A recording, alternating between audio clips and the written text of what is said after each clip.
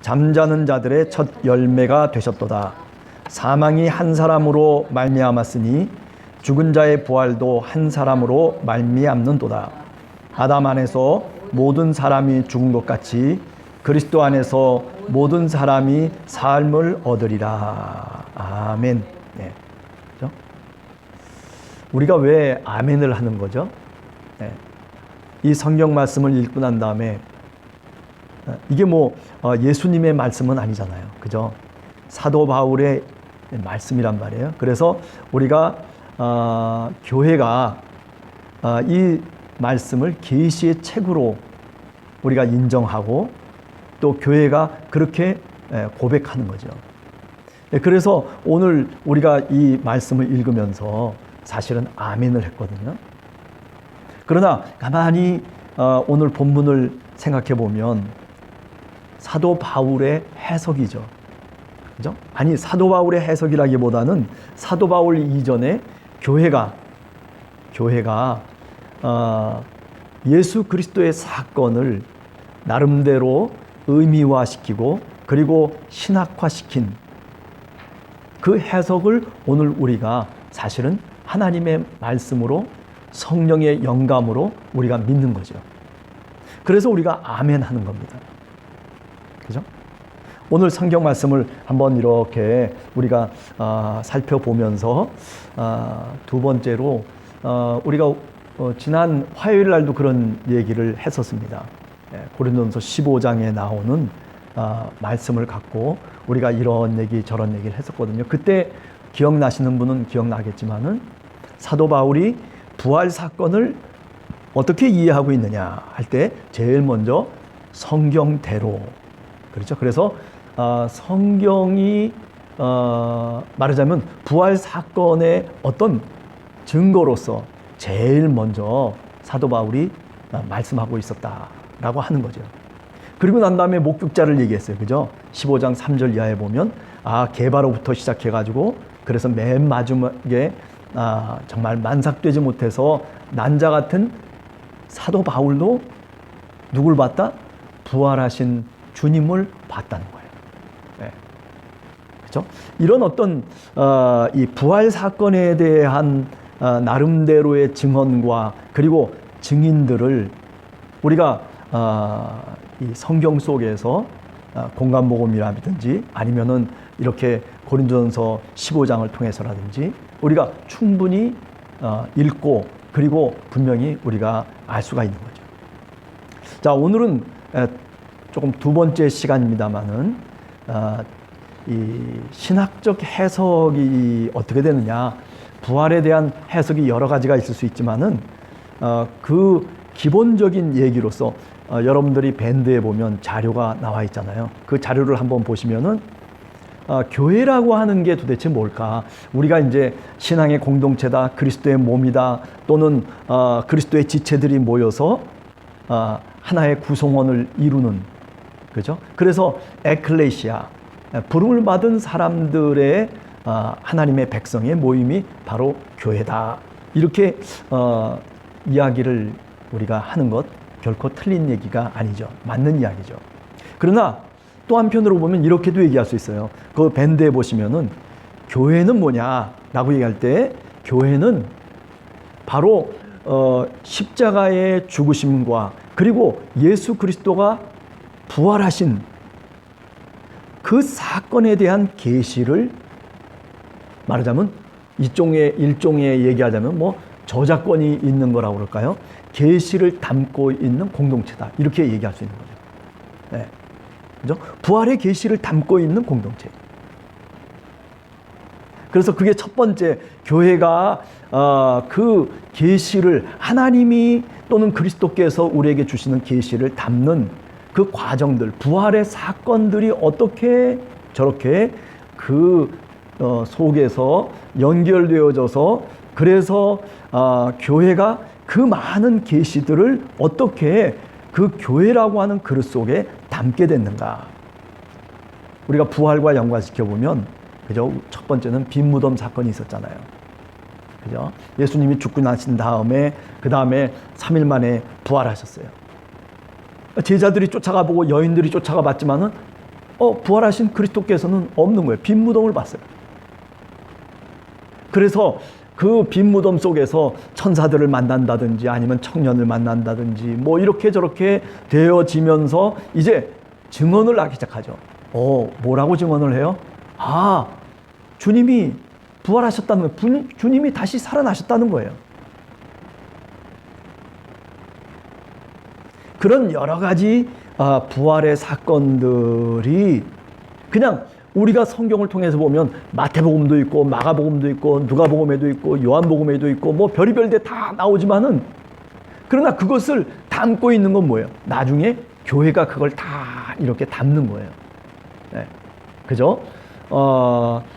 오순절날 성령이 임하시고 난 다음에 제자들의 공동체가 생기고 그리고 많은 사람들이 그 하나의 그릇을, 교회라고 하는 그릇을 만들게 되면서 거기서 어떻게 돼요? 거기서 수많은 계시들을 담기 시작한 거죠. 우리가 옛날에 이랬었지, 저랬었지. 그때 부활하셨을 때 누가 만났던 사람이 바로 당신이야? 마리아, 당신이 만났었구만. 게바, 시몬 베드로, 당신께서 만나셨군요. 이랬군요, 저랬군요 하면서 어떻게 해요? 다 그 계시를 이제 담기 시작하는 거죠. 마치 오병이어의 기적처럼, 그죠? 광주리에다가 사건이 일어나고 난 다음에 나머지 계시의 그 조각들을 다 하나하나 쓸어 담기 시작하는 거예요. 그러니까 교회라고 하는 것은 어떤 의미를 갖고 있냐? 교회는 바로 이런 하나님의 계시, 그것을 담고 있는 바로 공동체다. 이렇게 말씀할 수 있는 겁니다. 자, 그래서 밴드에 보면 이런저런 얘기들을 제가 제일 처음에 써놨어요. 제자들에게 부활의 주님이 반복해서 출현을 하셨어요. 그렇죠? 그러니까 어떻게 보면 부활하신 주님이 일시의 제자들에게, 7명의 제자들에게, 우리가 요한복음 21장에서도 보면 7명의 제자들에게 나타나시기도 하잖아요. 그러니까 어떤 때는 많은 사람들에게 나타나시기도 하지만은 어떤 때는 한 개인에게 나타나시기도 하고, 그죠? 그러면서 우리가 사도행전 1장에 보면 40일 동안 그 부활하신 그리스도께서 제자들과 많은 사람들을 찾아다니며 자기를 계시했다는 거예요. 네. 그죠? 부활을 증거했다는 거예요. 누가? 바로 부활하신 주님께서. 네. 이렇게 부활의 주님이 반복해서 그냥 한 번 끝난 게 아니라 40일이나 있으시면서 그러면서 계속 제자들을 쫓아다니면서 그들의 인식이 변화되어지고 그리고 그들 속에 부활의 신앙이 담지되어질 수 있도록 주님이 그들과 함께 동행하시죠. 부활하신 그리스도께서 그들과 함께 하시죠. 임마누엘 되어주시죠.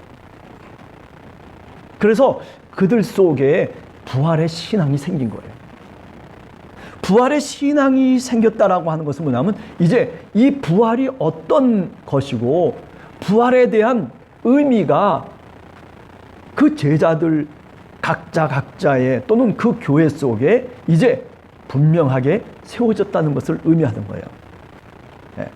그래서 교회라고 하는 것은 제자 공동체라고 하는 말로만 끝나는 것이 아니라 또는 부활의 증인들이 모여 있는 공동체라고 하는 그런 말로만 끝나는 것이 아니라 이제 교회라고 하는 것은 하나님의 계시를 담고 있는 신앙의 공동체, 계시의 담지자라고 하는 그런 또 다른 의미를 교회가 나름대로 이제 그 언어를 갖게 되는 거죠.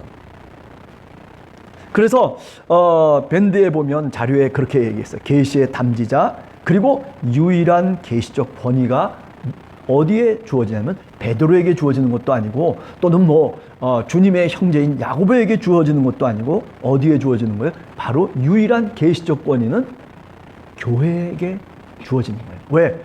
교회가 그 계시를 다 주워 모았잖아요. 그죠? 그 교회라고 하는 그릇 속에 주님의 계시들을 부활의 주님 그리고 그 주님이 이 땅에 오셔서 그래서 부활하시기까지의 모든 활동들과 그리고 그 부활의 해석들을 교회가 나름대로 계시적인 권위를 갖고서 그것을 이루어 나갔다라고 하는 그런 의미가 되는 거죠. 그래서 교회라고 하는 것은 계시의 해석에 대한 일종의 뿌리 역할을 하고 그리고 기반이 되는 거죠. 그러니까 누구든지 간에 교회라고 하는 이 계시의 공동체 속에서 해석되어지고 이야기되어졌던 것들에 대해서 그렇기 때문에 더 이상의 반론이 필요 없는 거예요. 왜? 이 교회 공동체 속에서 이미 그 계시를 다 모았잖아요. 그죠? 그래서 일종의 교회가 계시 공동체가 됐단 말이죠. 예. 그래서 그 계시 공동체가 결국 무엇을 기록에 남기냐면 바로 성경을 기록에 남기는 거예요. 그죠? 주님이 태어나실 때부터 시작해서 주님이 태어나시기도 전에 그렇기 때문에 이분은 이런 분이었다. 부활을 경험하고 그리고 부활에 대한 해석을 갖고 있는 교회가 나름대로 예수 그리스도가 누구냐라고 하는 기독론적인 질문에 대해서 나름대로 해석을 하는 거죠. 그래서 우리가 잘 아는 빌립보서 2장 6절 이하에 보면 그죠? 그분이 원래 하나님이셨다는 거예요. 요한복음 1장에도 보면 그분이 원래 로고스, 말씀이셨다는 거예요. 아니 또 우리가 마태복음 1장 2장을 보면 또 뭐라고 얘기하냐면 그분이 이 땅에 오실 때 동방박사가 찾아왔었고 그리고 예루살렘 성이 이렇게 소동을 일으키고 그리고 많은 사람들을 모아가지고 도대체 이 유대인의 왕으로 나신 자가 어디서 나냐라고 할 때 베들레헴에서 날 거라고까지 얘기를 했다는 거죠. 다 성경이 예언하고 있었다는 거예요. 이런 식으로 나름대로 각자가 처해 있는 그 상황 속에서 어떻게 주님의 이야기를 해석하고 그리고 그것을 신앙으로 이야기하고 있다라고 하는 거죠. 예. 그래서 성경을 기록을 한 거죠. 어떻게 보면 그렇기 때문에 성경이라고 하는 것은 성령의 감동으로 쓰여진 책이면서 동시에 뭐냐면은 교회가 기록한 교회의 책이 되는 거죠. 왜? 교회는 주님의 계시를 유일하게 그 계시적 권위를 갖고 있고 그 계시를 담지하고 있었기 때문에 그렇다. 그렇게 말씀드릴 수가 있는 겁니다. 자, 그렇기 때문에 우리가 성경을 읽어보면 그 밴드에 보면 제 처음 신학적 해석 끄트머리에 가서 보면 우리가 어떤 사건이 일어났을 경우에 또는 어떤 사실이 있을 경우에 그죠? 우리가 신문을 보면 금방 알 수 있잖아. 한겨레 신문, 조선일보, 동아일보, 중앙일보, 그 다음에 오마이뉴스 무슨 뭐 이런 저런 신문사 기사들을 똑같은 이야기들을 갖고 가만히 보면 아니 사실은 똑같은데 사건은 일어났는데 그런데 다 다르게 이야기하는 거예요. 네? 한겨레 신문은 뭐 이렇게 저렇게 얘기하고 조선일보는 또 뭐 이렇게 저렇게 얘기하고 오마이뉴스는 오마이뉴스대로 무슨 뭐 이런 거는 저런 대로 나름대로 다 어떻게 해요? 그 사건과 사실을 해석해서 보도하는 거예요. 다 다르게 보도해요. 똑같이 보도하는 게 없어요. 네. 그죠?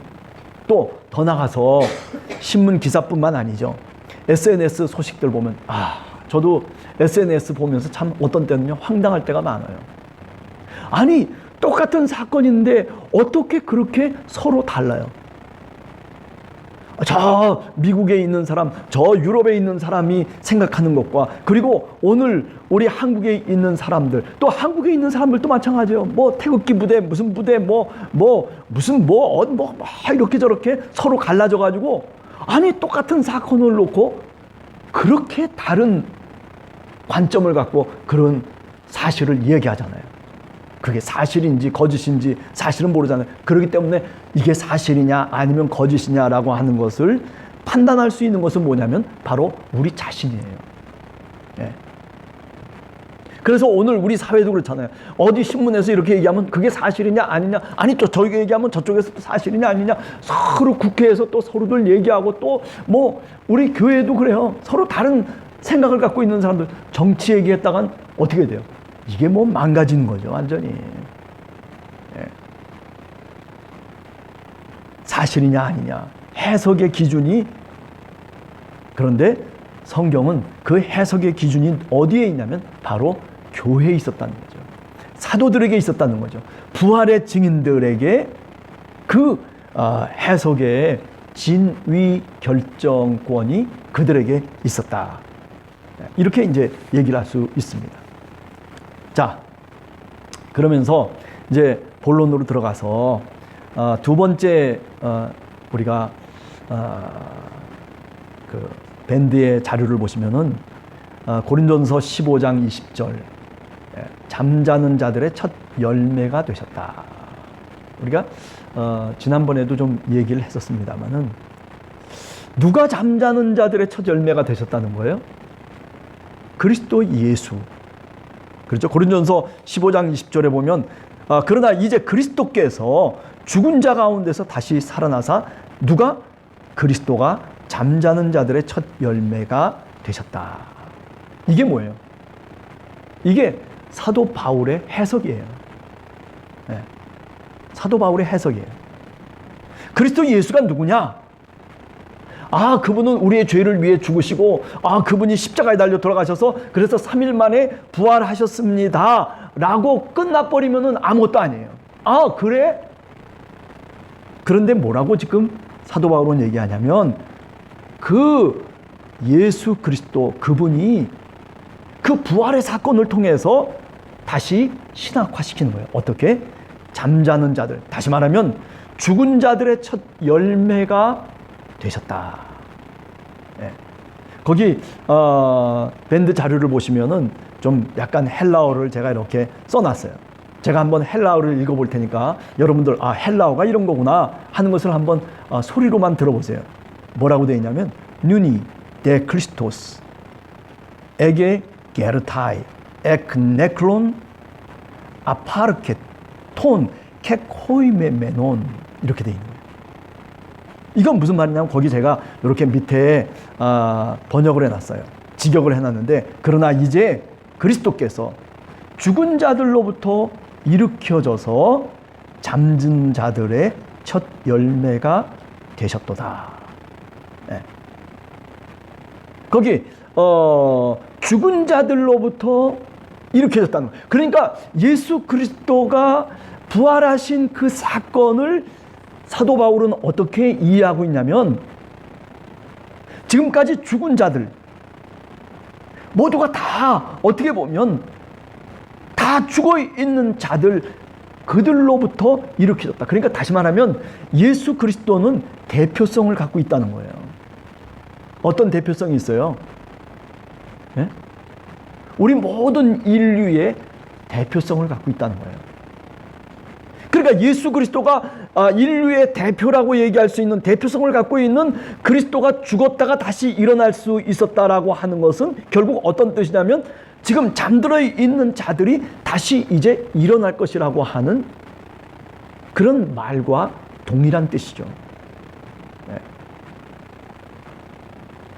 이제 그리스도께서 죽은 자들로부터 일으켜져서 잠든 자들의 첫 열매가 되셨다.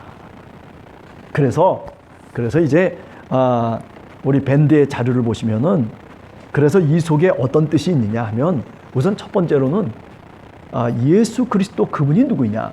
잠자는 자의 첫 열매가 되셨다라고 하는 것, 죽은 자들로부터 일으켜 세워졌다라고 하는 것 때문에 이제 뭐가 나오냐면 첫째 아담과 둘째 아담에 대한 얘기가 나오는 거예요.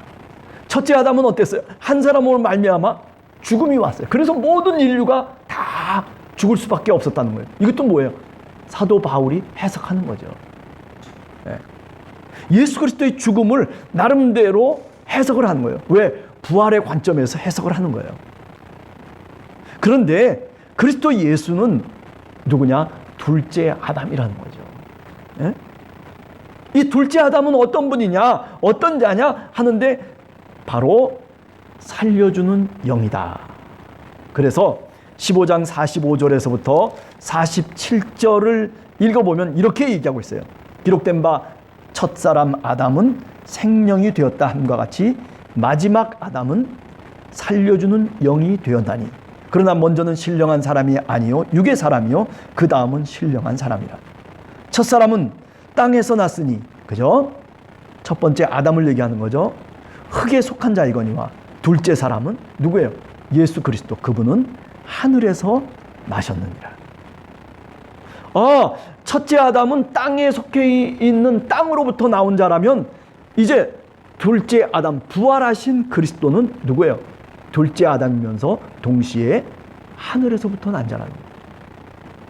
그러니까 이미 바울의 마음속에는 어떤 마음이 신앙이 들어와 있냐면은 그분은 하늘에서부터 난 자인데 그런데 이 땅에 오셨다는 거죠. 뭐를 위해서? 우리 죄를 위해서.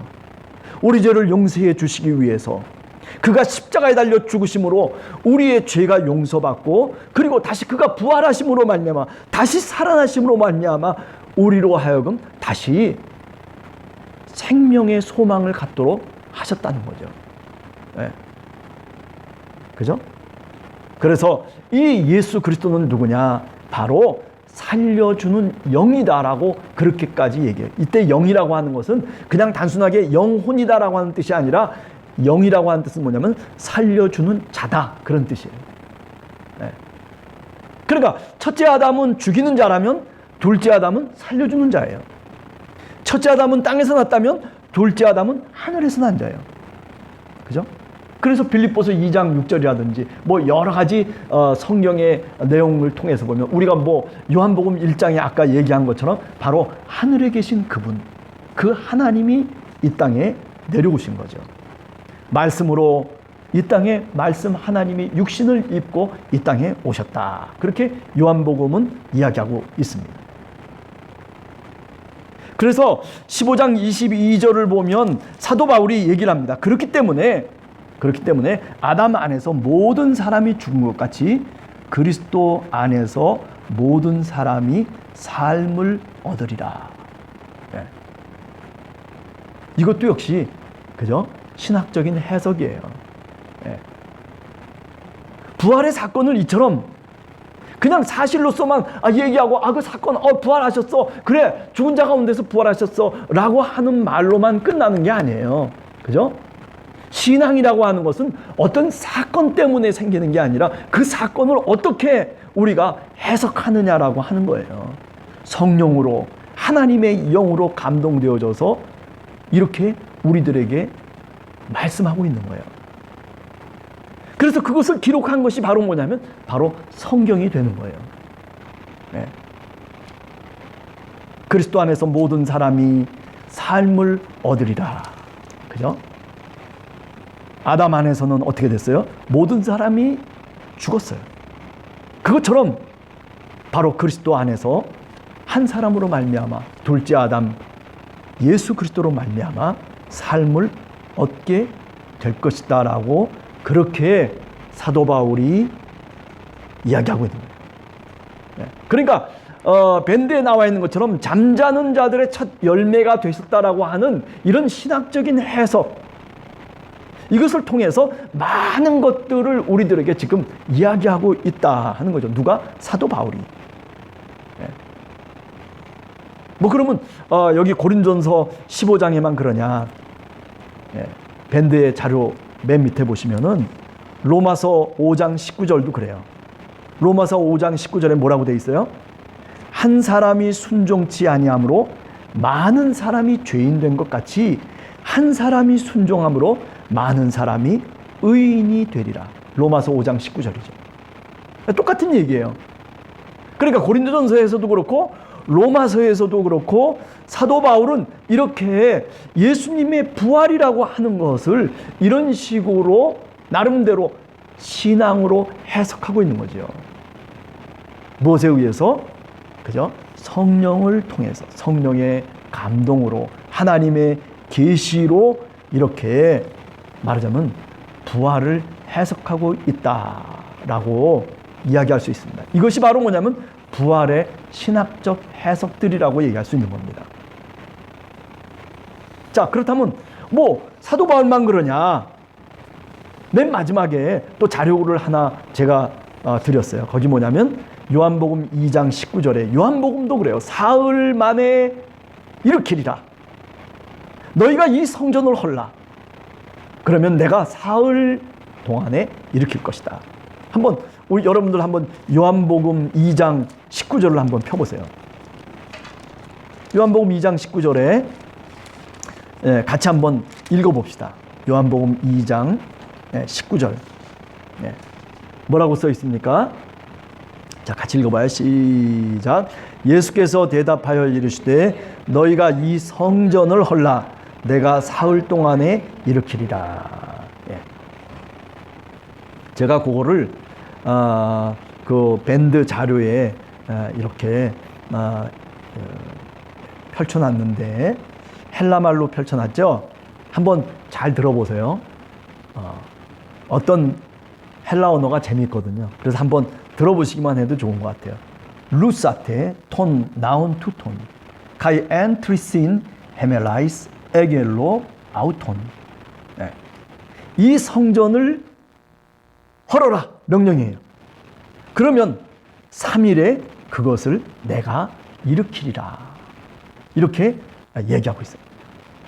이 성전을 헐라는 거예요. 그런데 이제 오늘 성경 말씀을 보면 제자들이 이 말의 뜻을 처음엔 몰랐어요.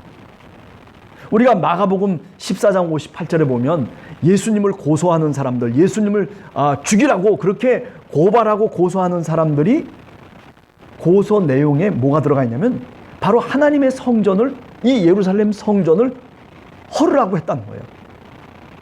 네? 그게 말하자면 예수님의 죄목 가운데 하나예요. 그죠? 죄목 가운데 하나예요. 근데 오늘 바로 그 얘기를 하고 있는 거예요. 요한복음 2장이. 그러면 3일 만에 내가 일으키겠다. 근데 유대인들이 요한복음 2장 20절에 보면 유대인들이 이르되 이 성전은 46년 동안의 지었거늘 네가 3일 동안에 일으키겠느냐 하더라. 사실 BC 한 19년 또는 20년에 이 성전, 예루살렘 성전을 헤롯 대왕이 말하자면 보완하기 시작했어요. 막 다시 증축하고 그리고 말하자면 고치기 시작했거든요. 그런데 지금 예수님이 살아있는 이 동안에 46년 동안 그렇게 했다는 거예요. 지금까지도 아직 하고 있는 거예요.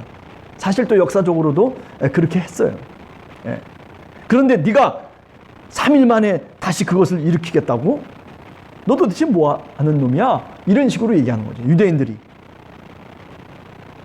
그런데 21절을 읽어보세요. 21절. 요한복음 2장 21절, 22절을 한번 같이 읽어봅시다. 시작. 그러나 예수는 성전된 자기의 육체를 가리켜 말씀하신 것이라. 죽은 자 가운데서 살아나신 후에야 제자들이 이 말씀하신 것을 기억하고 성경과 예수께서 하신 말씀을 믿었더라. 부활한 다음에 어떻게 됐다는 거예요? 비로소 예수님의 말씀이 이런 말씀이었구나 라고 하는 것을 비로소 깨닫게 됐다는 거예요. 부활한 다음에야. 그러니까 제자들이 부활하기 이전에는, 부활하신 그리스도를 만나기 전에는 무슨 말을 했는지, 주님께서 어떻게 얘기했는지, 주님이 계시의 말씀을 주고 있음에도 불구하고 그런데도 그것을 전혀 담아내지 못했다는 거죠. 누가? 제자들이. 그런데 어떻게 됐어요? 부활 이후에 부활의 증인으로 교회가 나서면서 그 예수님이 하신 말씀, 다시 말하면 그 계시의 말씀들을 다 주워 모은 거죠. 그래서 교회가 그 계시에 말하자면 아까 처음에 얘기한 것처럼 보유자가 된 거죠. 어떻게 보면 저작권이 말하자면 교회에 있게 된 거죠. 그죠? 그래서 깨닫게 된 게 뭐냐면, 깨닫게 된 진리는 뭐냐면, 그때 성전이라고 말씀하신 그 성전이 눈에 보이는 게 아니라 주님의 육체를 가리켜서 하신 것이구나. 그분이 그렇지 죽으신 다음에 3일 만에 부활하셨지. 이 사건으로 다시 깨닫고 이해하기 시작한 거예요. 그러면서 어떻게 됐어요? 그러면서 비로소 그 말씀을 기억하고 이제 성경과 그리고 예수 그리스도의 말씀을 믿기 시작했다라고 그렇게 오늘 요한복음 2장에서 얘기하고 있는 거예요. 여러분, 제가 오늘 쭉 이런저런 얘기를 많이 했거든요. 좀 어떻게 보면 알아들을 수 없는 얘기일 수도 있겠다라는 생각도 하지만은, 그러나 여러분, 이렇게 신학적인 해석이 너무너무 중요한 거예요. 그렇다고 해서 저 이단들이 무슨 얘기하는 것처럼 말도 안 되는 이야기들을 갖고, 그리고 성경 말씀이 이런 뜻이고 이렇게 내가 계시자고 이런 식으로 해서 하는 게 아니라, 여기 지금 보면 그런 사람들이 얘기하는 게 아니에요. 예수님의 제자들이 교회라고 하는 것을, 울타리를 만들어서 그 교회 울타리 속에 뭘 집어넣은 거예요? 주님의 계시를 집어넣은 거예요. 모은 거예요. 그래서 신앙의 어떤 울타리가, 교회가 일종의 신앙의 울타리가 된 거죠. 그런데 그 내용을 가만히 들여다보면 이처럼 부활에 대한 한 예일런지 모르지만은, 이렇게 해석을 말하자면 성령을 받고 난 다음에, 부활을 경험한 다음에 모든 것들을 다르게 보기 시작했다는 거죠. 계시가 왔음에도 불구하고 그 계시가 뭔지를 몰랐는데, 요한복음이 얘기하는 것처럼 비로소 이제 눈이 열리고 부활을 경험한 다음에 비로소 이제 자신들이 이거는 이거였다라고 그렇게 대담하게 말할 수 있었다는 거죠. 저는 그 통로가 뭐라고 생각하냐면 바로 부활 사건에 대한 경험이라고 생각했어요. 부활하신 주님을 만났기 때문에 일어나는 일들이에요. 성령이 임했기 때문에 일어나는 일이다라고 말할 수 있겠지만, 그 전에 제가 생각할 때는 뭐냐면, 부활하신 바로 그 우리 주님을 만난 그 경험이 결국 성령의 감동을 통해서 이제 모든 것들을 새롭게 보기 시작했다는 거죠. 믿음의 눈으로 보고, 그리고 계시의 눈으로 다시 세상을 보기 시작한 거예요. 여러분, 제가 왜 이런 얘기를 이렇게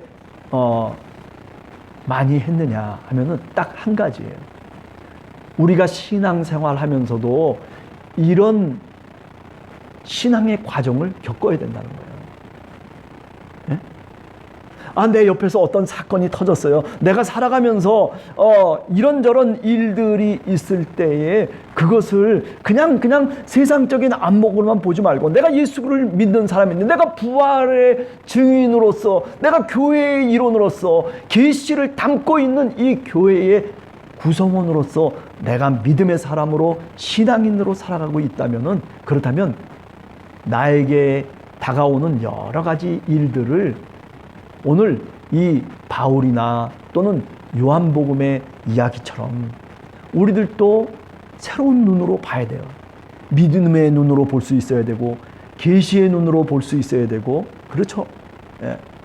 부활의 증인으로서 우리가 그 일들을 우리 스스로 해석해낼 수 있어야 되는 거죠.